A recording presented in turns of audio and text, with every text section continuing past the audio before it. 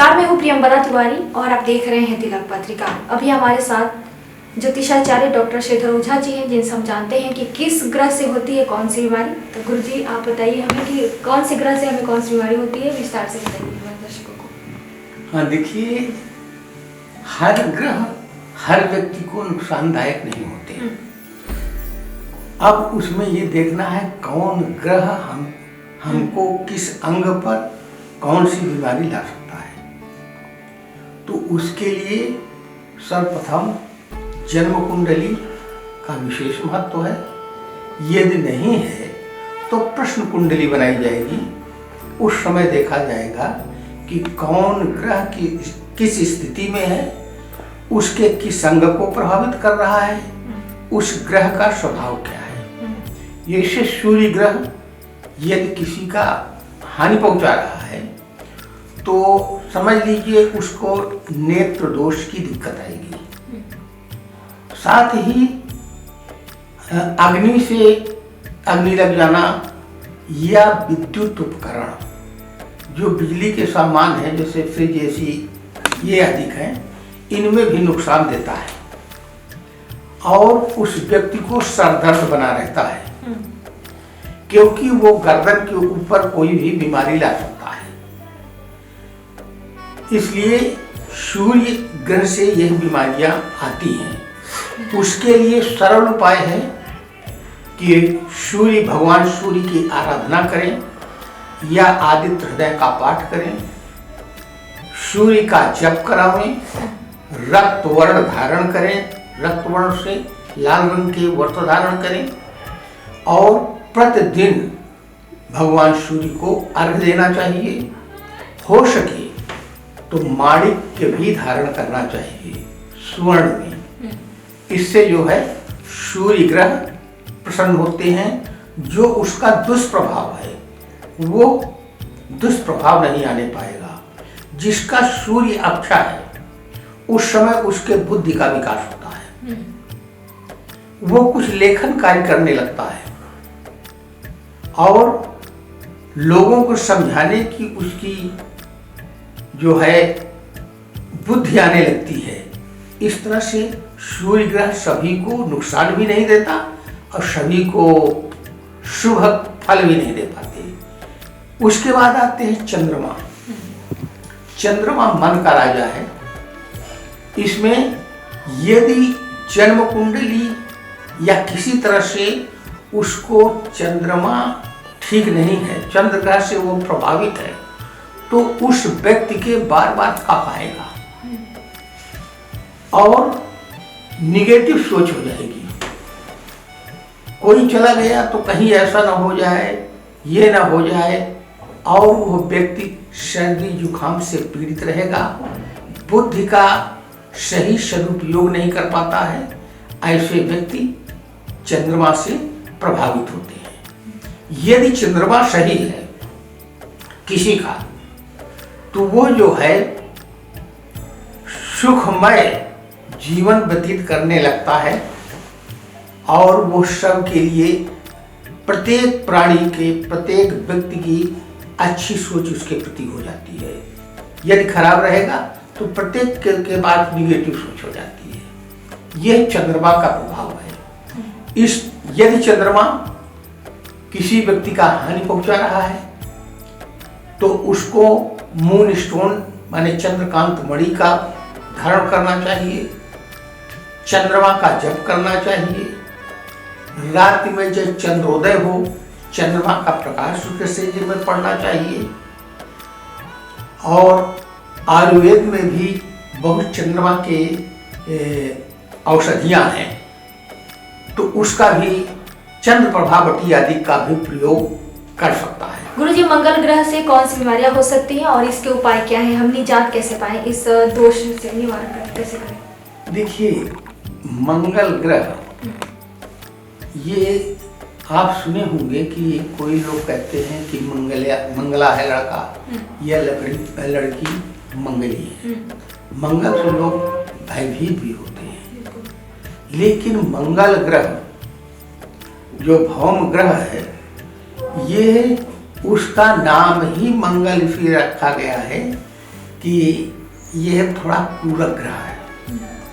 यदि कुंडली में मंगल दोष है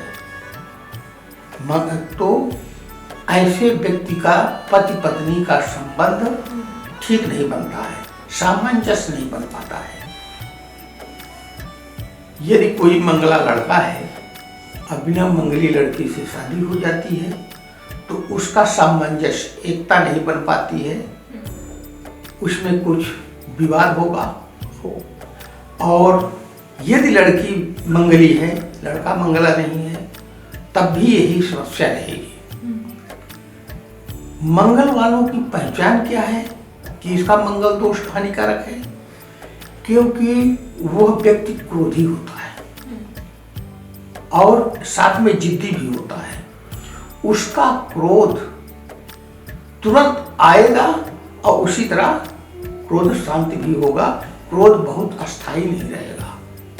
उसकी पत्नी सदैव अस्वस्थ रहेगी और वो जब भी बात करेगा थोड़ी देर में रोषपूर्ण बातें होंगी, तो समझ लिए उसका मंगल दोष है, मंगल ग्रह उसका हानिकारक है। और कभी कभी जब मंगल अच्छा होता है तो ऐसे व्यक्ति भूमि का व्यापार करते हैं या भवन का निर्माण करते हैं, क्योंकि ये खनिज आदि का व्यापार शुरू कर देते हैं। यदि मंगल हानिकारक है, यदि वो मंगल ग्रह से ग्रसित है वो व्यक्ति, तो उसको मूंगा धारण करना चाहिए। मूंगा सभी को तुरंत लाभ नहीं देगा, क्योंकि अनुभव किया गया है किसी किसी को मूंगा पहनते ही क्रोध बढ़ने लगता है। और ये क्रोध जो है, क्रोध जब बढ़ता है तो उसको 15 दिन तक उसको पहने रहना चाहिए। जब वो बन जाएगा तो मंगल ग्रह अपने आप कार्य शुरू कर देता है। और मंगल जो है जब उसको लाभ देगा तो वो व्यक्ति जो है अपने विषय में सोचता है, भवन का निर्माण करता है या जमीन आदि क्रय करता है, फ्लैट आदि क्रय करता है। ऐसे व्यक्ति जब मंगल अच्छे ग्रह में बैठा हुआ है, यदि मंगल खराब है तो मूंगा पहन लीजिए, तो वो उसकी सोच अच्छी हो जाएगी, अपने विषय में सोचेगा और कोई अच्छे कार्य करेगा। यदि मंगल मूंगा भी पहने, साथ ही मंगल ग्रह का जप करावें या स्वयं करें, क्योंकि मंगल का वैदिक मंत्र से जप कराएंगे उसका भी लाभ होगा। तांत्रिक मंत्र छोटा है, उससे भी आप जप करा सकते हैं या स्वयं जप कर सकते हैं। इस तरह से मंगल ग्रह उस व्यक्ति को लाभ देने लगता है। गुरुजी, बुध ग्रह हमारा अगर कमजोर है तो हम कौन से ऐसे उपाय करें जो हमारा बुध ग्रह मजबूत हो, और ऐसे कौन से लक्षण है जिसे हमें समझना चाहिए कि हमारे जो रोग हो रहे हैं बुध ग्रह की वजह से हो रहे हैं? हमारे दर्शकों को समझाइए। देखिए, बुध ग्रह जब किसी को हानि पहुंचाता है, मान लीजिए वो हानि पहुंचा रहा है बुध, तो आप समझ लीजिए कि उसके पेट से संबंधित, लीवर से संबंधित कोई रोग उत्पन्न होता है। और यदि बुध ग्रह अच्छा होता है तो उसको जो है समाज में उसकी प्रतिष्ठा बनने लगती है और वो व्यक्ति सामाजिक हो जाता है, जनता उसके कहने पर चलने लगती है। तो समझ लीजिए बुध हमारा ठीक है। बुध के लिए, क्योंकि बुध जो है बुद्धि का द्योतक है, उसका लेखन शक्ति तीव्र हो जाएगी और धार्मिक कार्यों में उसकी रुचि होगी और उसकी सदैव इच्छा होगी 2-4 मेरे पास बैठे रहें, मैं कुछ कहता रहूं उनसे। यदि बुध ग्रह खराब है तो पेट में दिक्कत करेगा, लीवर से संबंधित बीमारी होगी और वो व्यक्ति सुस्त रहने लगता है। उसके लिए गणेश जी की आराधना करनी चाहिए। गणेश जी में प्रतिदिन 27 दूर्वा गणेश जी में अर्पण करें।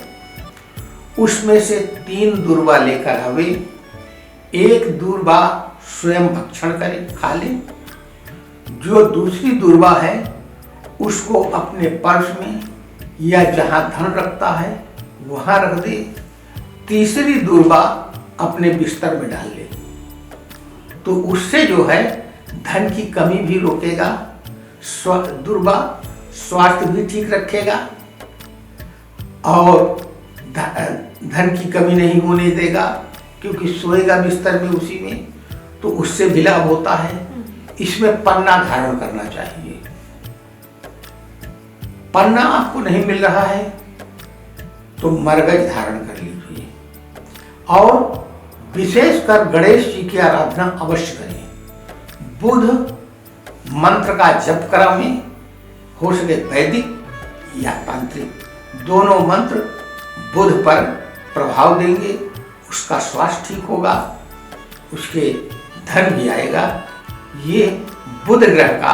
गुरुजी वैदिक मंत्र क्या होते हैं और लौकिक मंत्र? देखिए, वैदिक मंत्र तो विद्वान ही पढ़ेगा और आप पढ़ेंगे हो सकता है अशुद्धि हो। जैसे बुध का है ओम उद्भुत स्वाग्ने प्रतिजागृहितोमिष्टा पूर्ते सगुंसये तामयंच अजुत रश्मिन विश्वे देवा जजमानस्य सीदत। ये बुध का मंत्र है, ये वैदिक मंत्र है। इसमें समय लगेगा ब्राह्मणों को जपने में। और तांत्रिक मंत्र वो है ओम बूम बुधाय नमः। सूर्य का है ओम सूर्याय नमः। चंद्रमा का है ओम चंद्रमसे नमः। मंगल का है ओम अंगारकाय नमः। इस तरह से ये छोटे मंत्र हैं, तांत्रिक वैदिक मंत्र बने हैं। जैसे सूर्य का आप जप करेंगे तो अशुद्धि हो सकती है। ओम कृष्णेन रजसा वर्तमानो निवेशयन् मृतं च हिरण्येन सविता रथेना देवो जाति भुवनानि पश्यन्। इसी तरह हर ग्रहों के बड़े बड़े मंत्र हैं, इसलिए तांत्रिक मंत्र स्वयं भी जप सकते हैं और जप करा भी सकते हैं। लेकिन स्वयं जपने का भी विधान है। ये नहीं कि हम एक माला जप लिए 21 नहीं, उसका दिन का निर्धारण जरूरी है, क्योंकि मंत्रों को कलम चतुर्गुणम। यदि तांत्रिक मंत्र का जप कर रहे हैं तो जितने मंत्र का वर्णन है उसके 4 गुना जपिए। उसको भी एक निर्धारित समय में ही समाप्त करना है। उसका है विषम दिन, 1 दिन, 3 दिन, 5 दिन, 7 दिन, 9 दिन, इतने में ही उतनी संख्या पूरी करना है, उससे लाभ होता है। और आप प्रतिदिन जपेंगे तो जपते रहेंगे, वो पूरा भी बहुत दिन में होगा। आप कहेंगे हम तो मंत्र जप रहे हैं लेकिन हमको फल नहीं मिल रहा है। इसलिए उसका विधान है, नियम है, नियम पूर्वक आप जपेंगे उसका फल होगा। अब जैसे बृहस्पति गुरु ग्रह सबसे अच्छा माना गया है। यदि गुरु अच्छा है तो वो जो है अच्छे पद पर जाएगा, व्यक्ति उच्च शिखर पर जाता है, अच्छे अधिकार उसको प्राप्त होते हैं जब बृहस्पति ठीक रहेगा। यदि बृहस्पति किसी का खराब है, वो भी बुध की तरह पेट में दिक्कत करेगा, लीवर किडनी में इफेक्ट करेगा, क्योंकि गुरु का वर्ण पीत वर्ण है, पीला वर्ण है। लीवर किडनी में वो अटैक करेगा तो पीलिया आदि रोग से वो व्यक्ति ग्रसित हो जाता है। साथ ही धन की कमी हो जाती है, उसको पैसा नहीं रहेगा, वो बिस्तर पर पड़ जाएगा।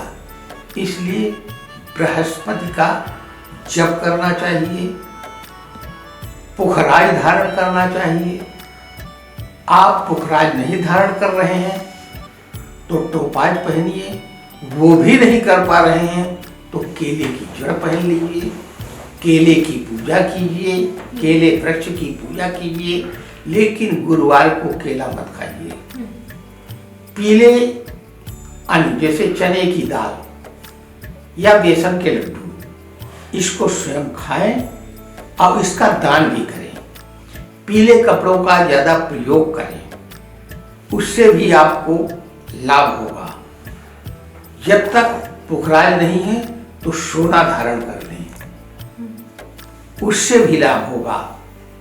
अब नहीं है तो बृहस्पति का जप करावें या महामृत्युंजय का जप कराने से भी शांति मिलती है। और शुक्र ग्रह, यदि शुक्र हानिकारक रहेगा तो वो व्यक्ति के जो मित्र होंगे वो उस व्यक्ति को सुरा सुंदरी की तरफ प्रेरित करेंगे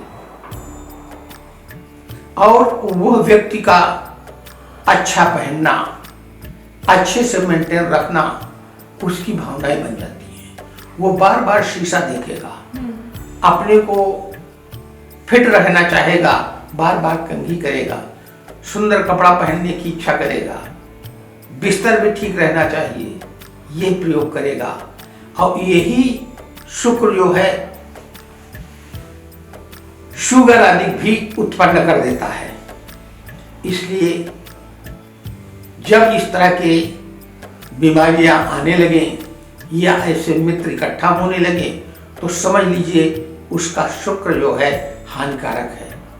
उसके लिए आपको हीरा तो बहुत महंगा है, तो इनको जो है ओपल पहनना चाहिए, ओपल का दान भी करना चाहिए, चीनी का दान करना चाहिए, मछली को चारा खिलाना चाहिए, जिंदा मछली को गंगा में छोड़ना चाहिए और मछली का सेवन नहीं करना चाहिए। तो शुक्र ग्रह प्रभावित वो जो है उसको ठीक रखता है, क्योंकि शुक्र का द्योतक है। उस समय शुक्र अच्छा है तो उसमें शादी भी होती है, संतान उत्पन्न होती है। इस तरह से उसका शुक्र अच्छा भी फल देता है। और शनि ग्रह, यदि शनि ग्रह उच्च का है, अच्छा है, तो वह व्यक्ति उच्च शिखर पर पहुंचता है, उच्च पदों पर पहुंच जाता है। यदि शनि ठीक है तो उस व्यक्ति को बोलने की क्षमता बहुत तेज आती है, दूसरे को समझाने की क्षमता हो जाती है। और यदि कहीं लग्न में बैठ गया तो उसकी लंबाई कद भी बढ़ा देता है। शनि न्यायप्रिय है, इसलिए जब किसी के ऊपर शनि का प्रभाव हो, शनि की महादशा हो या शनि ग्रह उसके दूषित है, तो समझ लीजिए कि वो व्यक्ति क्या लक्षण हो जाते हैं, बार बार चोट लगती है, बार बार एक्सीडेंट होता है और उसको जो है सोचेगा कुछ, करेगा कुछ। वो जब रात में सोएगा, एकांत होगा तो प्लानिंग बहुत बनाएगा, कल मैं ये कर लूंगा, वो कर लूंगा, वो कर लूंगा, लेकिन सुबह जगते ही सब प्लानिंग धराशायी हो जाएगी। वो व्यक्ति को आलस्य भी आता है। इसलिए समझ लिए कि शनि हमारे अनुकूल नहीं चल रहे हैं, शनि ग्रह से मैं ग्रसित हूं। उसके उपचार के लिए प्रतिदिन हनुमान चालीसा का पाठ करना चाहिए, हनुमान जी का दर्शन करना चाहिए। यदि कहीं शनि की मूर्ति है तो उसमें सरसों का तेल चढ़ाना चाहिए। मूर्ति नहीं मिल रही है तो पीपल में जा करके सरसों का तेल पश्चिमाभिमुख होकर के दीपदान करना चाहिए। दीपदान करने के बाद पीछे मुड़ के भी नहीं देखना चाहिए। जब जलाने की चल दीजिए तो मुड़ करके मत देखिए। इसमें नीलम धारण करना चाहिए। यदि नीलम नहीं पहन रहे हैं तो नीली पहन लीजिए। नीली नहीं पहन रहे हैं तो आप शमी की जड़ धारण कर लीजिए, शमी का पूजन कीजिए। पीपल वृक्ष की पूजन कीजिए और हनुमान जी को मत छोड़िए, तो शनि ग्रह अनुकूल हो जाएंगे, ज़्यादा कष्ट नहीं देंगे। इसलिए शनि के प्रभाव के ये लक्षण होते हैं। गुरुजी, राहु और केतु का हमारे जो स्वास्थ्य उस पर क्या प्रभाव पड़ते हैं, विस्तार से समझाइए। देखिए, राहु ग्रह केतु ग्रह दोनों हैं। राहु जब खराब होता है व्यक्ति का, तो समझिए अकारण वो इधर उधर दौड़ता है। छोटे बच्चे हैं, कभी यह कुर्सी में, कभी उस कुर्सी में, कभी यहाँ कभी वहाँ बैठने लगे, तो समझ लीजिए कि इसका राहु हानिकारक है। राहु ग्रह से ये प्रेरित है। और बड़े लोग जो हैं वो राहु का जब आएगा, अनावश्यक इधर उधर जाएंगे, उनका कार्य पूर्ण नहीं होता है। अकारण चलते रहेंगे, यहाँ जाएंगे वहाँ जाएंगे, गाड़ी से पैदल जैसे होगा वो घूमेंगे, और पेट में उस व्यक्ति के गैस बनने लगती है। जब देखिए हऊ हऊ करते रहेंगे, और तब जोड़ों में दर्द भी उत्पन्न करेगा राहु। तो समझ लीजिए उसका राहु ग्रह से वो ग्रसित है, और वो करेगा कुछ, लेकिन वो कार्य बिगड़ जाएगा। राहु ग्रह से समझ लीजिए कि प्रभावित है।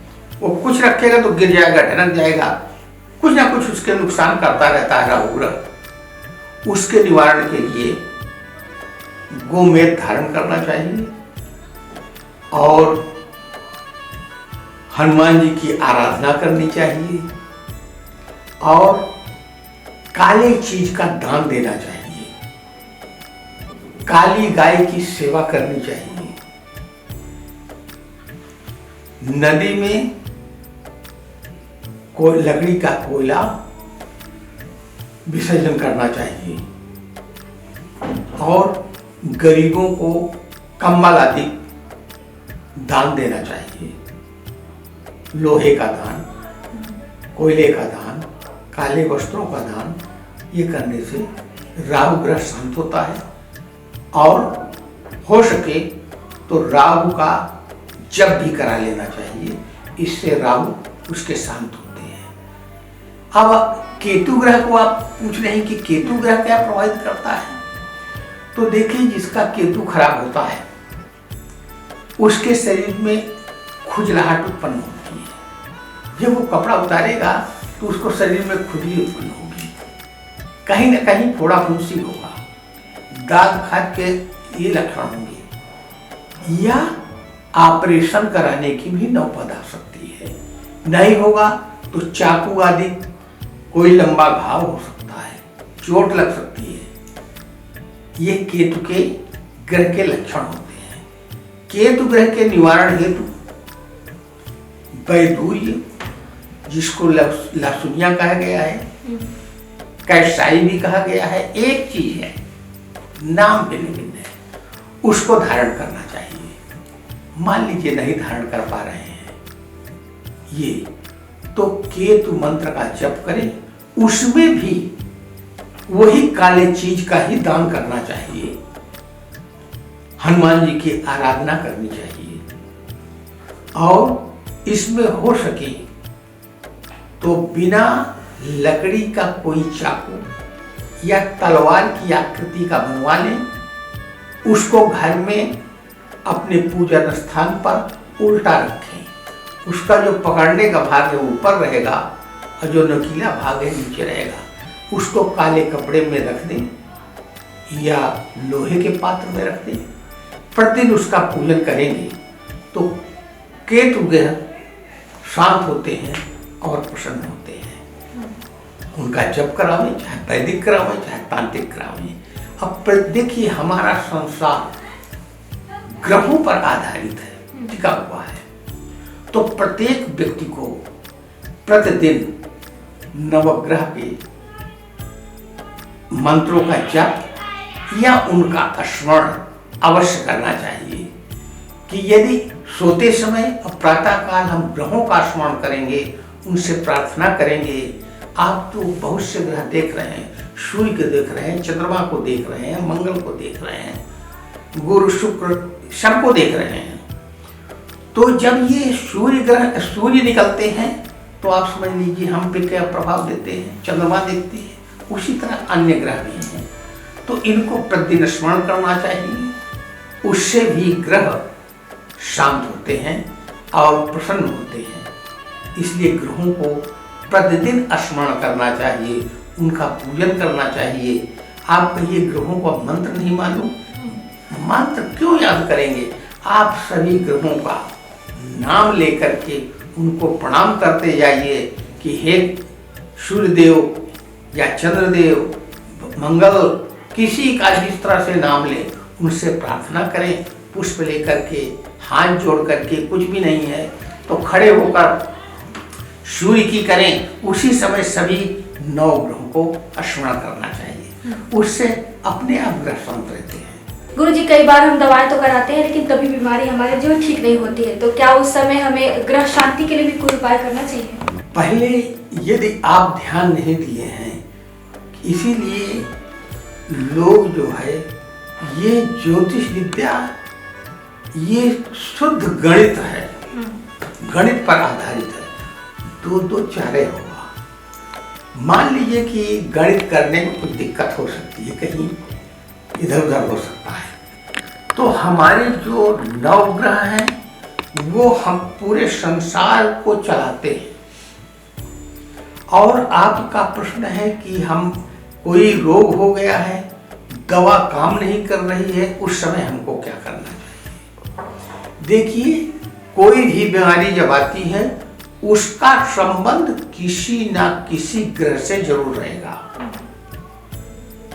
तो यदि आप डॉक्टर के पास गए हैं, वैद्य के पास गए हैं या कहीं गए हैं और आपको उस दवा से लाभ नहीं हो रहा है, क्योंकि डॉक्टर भी एक तरह का योगी है, वो तो सरस्वती की आराधना करके डॉक्टर बने हुए हैं, वो तो अपने भरसक प्रयास करते हैं लेकिन लाभ नहीं हो रहा है। उस समय आप डॉक्टर से मिलते रहिए, उनकी दवा करते रहिए और साथ ही ग्रहों का उपचार कीजिए कि उसमें देखिए ये बीमारी है तो उस ज्योतिषी के पास पहुंचिए, कहिए कि ये बीमारी है, उससे ये लाभ नहीं हो रहा है। उसमें वो बताएगा कि देखिए ये ग्रह है, इस ग्रह का उपचार कीजिए। मान लीजिए कि वो अस्पताल में है, वहाँ वो कुछ नहीं कर पा रहा है, तो उसकी पत्नी या उसके बेटे या उसके परिवार का कोई व्यक्ति संकल्प लेकर के उनका उस ग्रह का अनुष्ठान करना चाहिए, उस ग्रह को शांति का मंत्र का जप करना चाहिए और वही का पुष्प जो वहाँ पुष्पादिक चढ़ेंगे और जो वहाँ कलश का जल रहेगा और वहाँ कुछ प्रसाद देंगे, नहीं होगा तो बेलपत्र देंगे ब्राह्मण लोग, दूर्वा देंगे, पुष्प देंगे, उसी को ले जा करके उसके मस्तक पे लगावे, उसके बिस्तर के नीचे रख दे और यदि अनुष्ठान करेंगे तो ये निश्चित है कि उसका फल मिलेगा। क्योंकि हमारे यहाँ जो मंत्र हैं वो मंत्र सही ढंग से जपने के 8 घंटे बाद अवश्य फल देने लगते हैं। क्योंकि महामृत्युंजय तो इतना बड़ा मंत्र है कि व्यक्ति का 10 दिन की आयु बढ़ा सकता है, असाध्य रोगों का दमन करता है। इस तरह बहुत से मंत्र हैं ग्रहों के और बहुत से देवी देवता हैं उस ग्रहों के, उस नक्षत्र के। हमारे यहाँ हर नक्षत्र की एक वृक्ष है, एक पेड़ है।